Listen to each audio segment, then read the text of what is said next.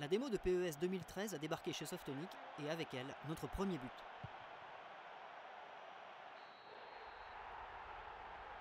Un autre est venu ensuite, et encore,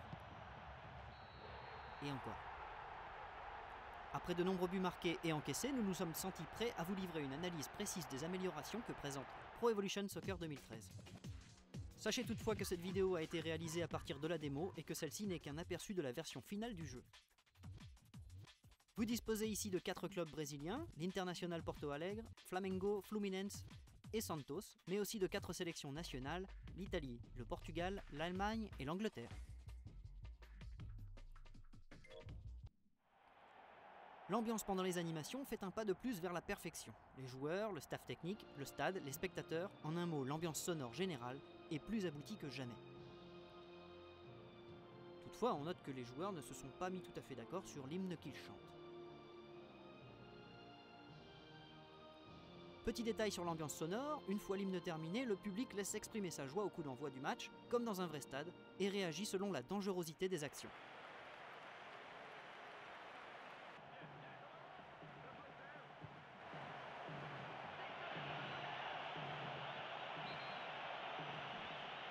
Le premier grand changement par rapport à PES 2012 s'appelle Full Control, une série de nouvelles fonctionnalités qui améliorent la maniabilité. Les mouvements des joueurs n'ont jamais autant dépendu de la personne qui a la manette entre les mains. Les passes et les tirs sont entièrement manuels. La précision, la puissance et la hauteur dépendent entièrement de vous. PES 2013 est plus lent que son prédécesseur pour laisser le temps aux joueurs de manier le ballon et les feintes avec précision, tout en restant contrôlable grâce à une petite flèche à l'écran. C'est un peu compliqué au début pour les joueurs non expérimentés, mais ils pourront rapidement profiter de ce contrôle total et l'assimiler dans leur façon de jouer. Définitivement, PES redevient une simulation plus qu'un jeu d'arcade. Le deuxième grand changement se nomme Player ID et permet de reconnaître beaucoup plus facilement les joueurs. Il ne s'agit pas seulement d'une similitude physique incroyable avec le joueur réel, mais aussi d'une ressemblance sur les caractéristiques du joueur, que ce soit dans ses capacités ou ses petits gestes particuliers. Par exemple, dans PES 2013, on peut apprécier la célébration de but typique de Ronaldinho, la position atypique de Cristiano Ronaldo sur coup franc et sa façon de courir, les dribbles impossibles de Neymar ou encore le style inimitable de Pepe. Même si ce dernier peut vous valoir quelques ennuis. La gestion de la physique et des impacts est aussi une grande amélioration que Konami a voulu mettre en place. Les ballons rebondissent de façon très réaliste, les chocs et les fautes affichent un haut niveau de détail. Même les simulations sont abouties, même si vous pouvez parfois vous retrouver avec des situations improbables. Autre point positif de Pro Evolution 2013, le nombre de détails sur les tenues des joueurs, le terrain, les visages et les expressions.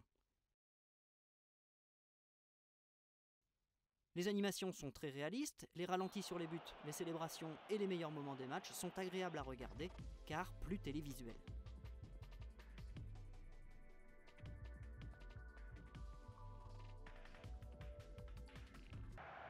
On apprécie également l'apparition du coach lors de tout changement tactique en cours de jeu.